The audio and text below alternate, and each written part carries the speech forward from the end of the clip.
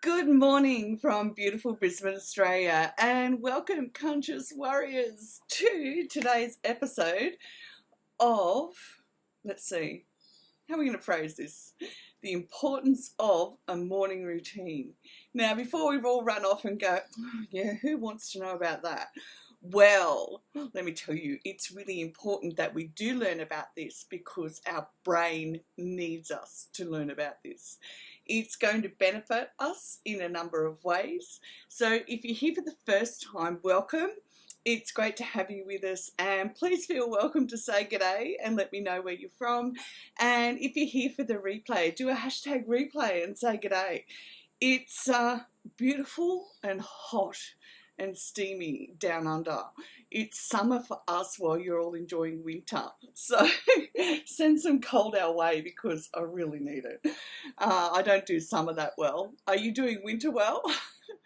And because I know too that over in the States too, a lot of people have been saying in group how they struggle with SAD, seasonal affective disorder, as well. So remember to jump into group, say good day, and get some help towards breaking free and moving through into building a purpose-driven life.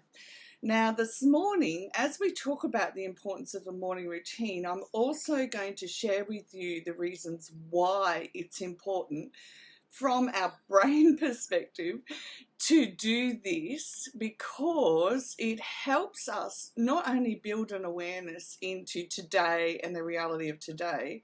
And as Dr. Bessel van der Kolk says, our greatest challenge with complex PTSD is reality. And that can feel like harsh at first. Well, for me, it was harsh when I first read it because I was like, hang on a sec, I've had to face so much of reality. And then I realised that what he was saying was that internally for us, we have to push down so much as a child in order to get through reality that we don't even have time to develop a concept, so our sense of self doesn't get developed. And that's a very important part in our brain that we need developed. So remember, if our brain is like a whole bunch of apps that have got to work together, like when we get on our computer, if one of the apps doesn't work, then we have to spend time working out why it's not working, what we need to do, and how to build into it or change it, upgrade it, delete it, put a new one on, and so on. But our brain is like this mega computer with so many apps, and we only are starting to really tap into the basics from a scientific perspective and have this information going out to the public. So our sense of self is one of those things that, especially if we've been through abandonment trauma, isn't online. And abandonment trauma also can have factors of emotional neglect, emotional abuse, physical abuse, sexual abuse. So we really want to be developing this awareness, and our morning routine is one of the ways that we begin to develop an awareness of when we're in triggered state and when we're not. Now, the reason why we're able to do that is because if we develop a morning routine, and I'll go through what we need to do, and we're not able to put that morning routine into practice for sequential days, then it's a pretty good call that we need to do some work around being triggered. Now, the reason why that's so important is when we get triggered, if we have an anxiety attack, it's pretty obvious that we're triggered and that, all the warning signals have gone off in our brain, that our brain from, right down to the primitive part doesn't feel safe. And so we need to build an awareness that when we've come through dealing with the obvious trigger of anxiety, we need to deal with subtle triggers like depression or just being triggered, actually. And in order to do this, we can build a morning routine that will help us assess what's happening for us first thing in the morning.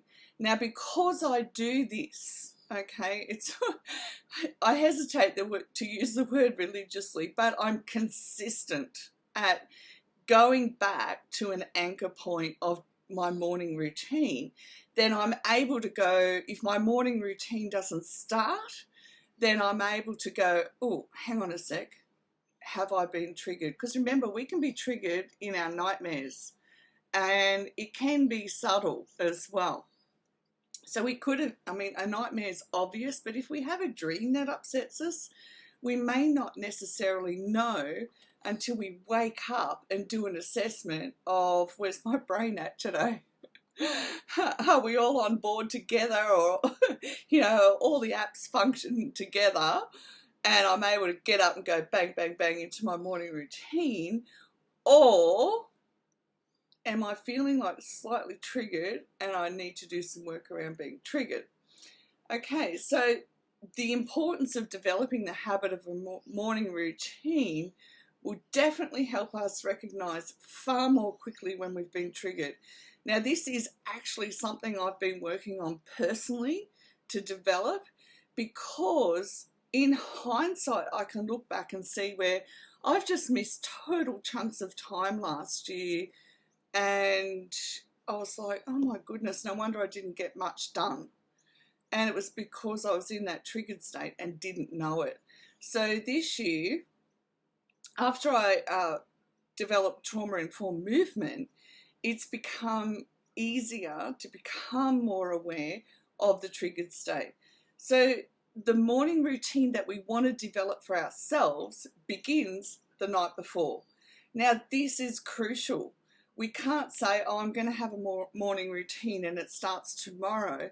Because of what's happening in our brain, we need to start being proactive and build into the routine the night before.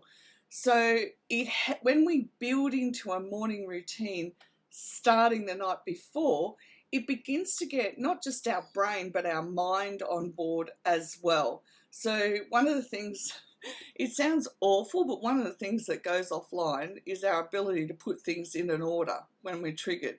So the other morning I woke up and I'm like, well, okay, what have I got to do today? And there was about 4 things. It was like seeing 4 boxes in front of my eyes. And when I went to put them in an order, I went, oh, I can't put these in an order. I'm triggered. So even though I didn't have overwhelming feelings of fear or anxiety, I literally knew that if I didn't get up and do gym and trauma-informed movement, that I would not be able to put my whole day in an order, okay? Because as a part of our brain, the prefrontal cortex, when it's not connected in, we can't put anything in order. There's just no 2 ways around it. It won't happen for us, okay? So we want to start the order the night before.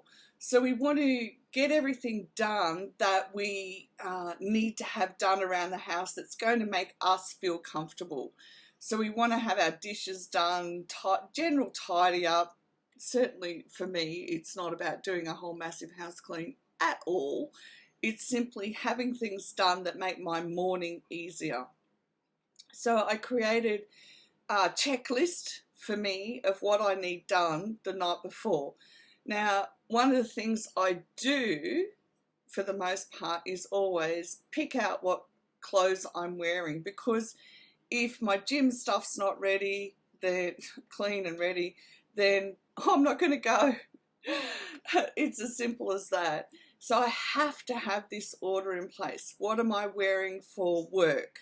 What am I wearing if I'm going out that day? So remember, we did a whole, we did a session on time, and one of the things I do is have it all written in front of me, because I need the visual. We need that sensory stuff happening.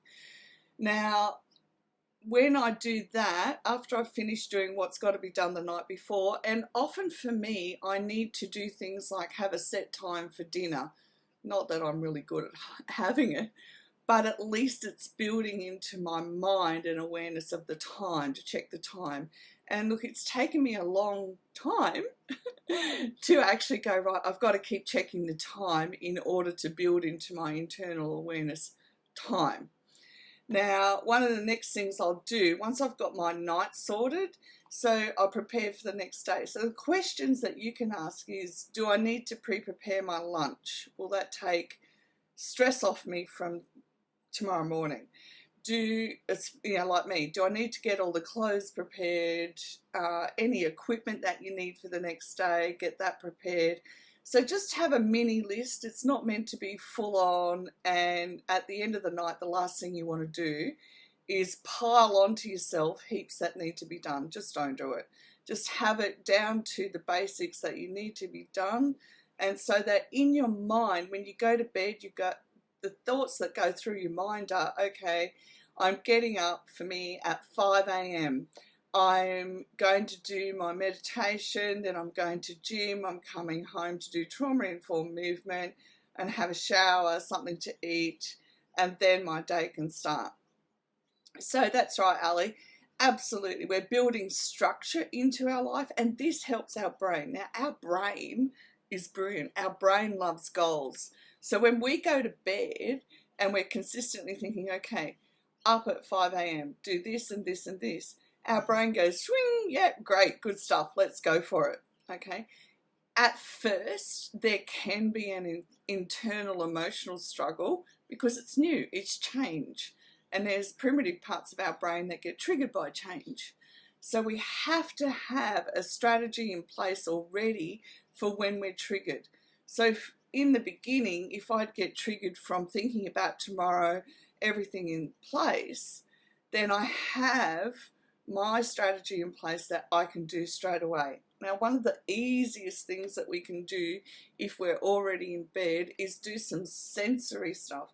So we can have things in bed with us that we can touch. So the easiest, simplest thing to grab hold of is something like, I meant to bring one out actually, is Scentsy bears. If you've ever heard of the brand Scentsy, they have bears and they're very tactile.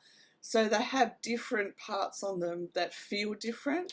So that's your sense of touch. So you want to do 3 things that address your senses. So there's a sense of touch. I always have a fan on, winter, summer, etc., etc. And it's that sense of touch, the breeze on me, that I find very calming. Even in winter, if I'm under the doona, I have the fan on. It just is very calming. And I have music on. So I have meditation music on all night in my bedroom every night. And one time, and this is the thing with complex PTSD, we don't know that it's working until we stop doing something, then we realize how much it worked. So one time I hadn't had my meditation music on for a few nights and didn't realize it. And then once I put it back on, it's actually very calming and it plays all night. So it's not guided meditation, it's just gentle music.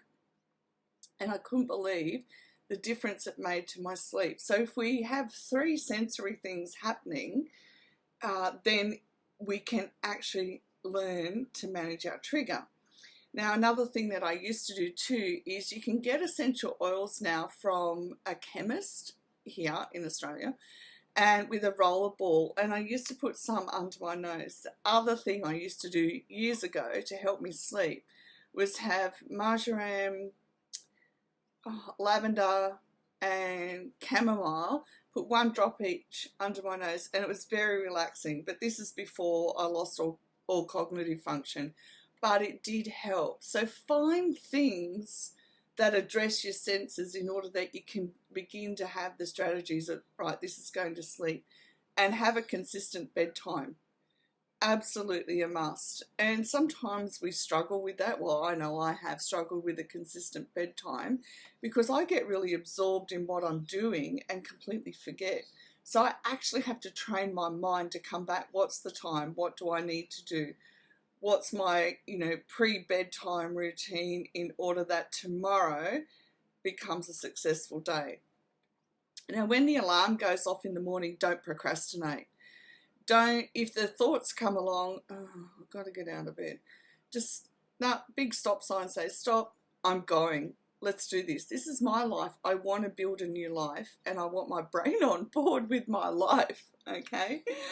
I want all the apps working, so I'm going to get stuck into what I need to do to make that happen, all right? And I have put a handout for you in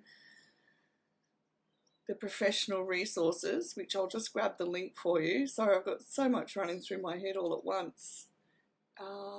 Just grab this link for you so that you can print this out and begin to put it all together for you. What does your morning routine look like starting the night before? Okay, we've got to ask the questions. Yeah, Ali, Peppermint rollerball is really good. I can't have peppermint. That's the only reason why I never mention it. The peppermint gives me an instant migraine. I don't know why, but it just does. So I have to avoid it at all costs. And if I walk into a room where there's peppermint, then again, the headache starts, so I have to walk out.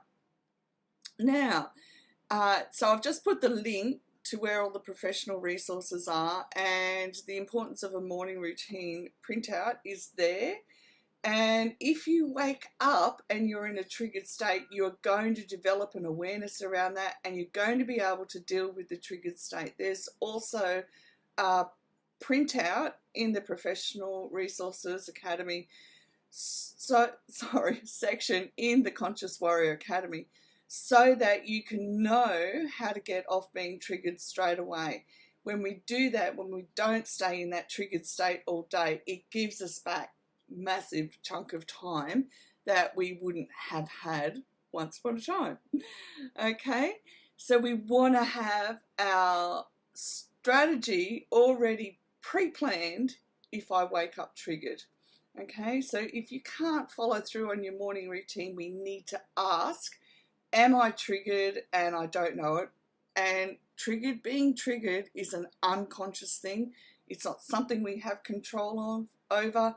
It happens.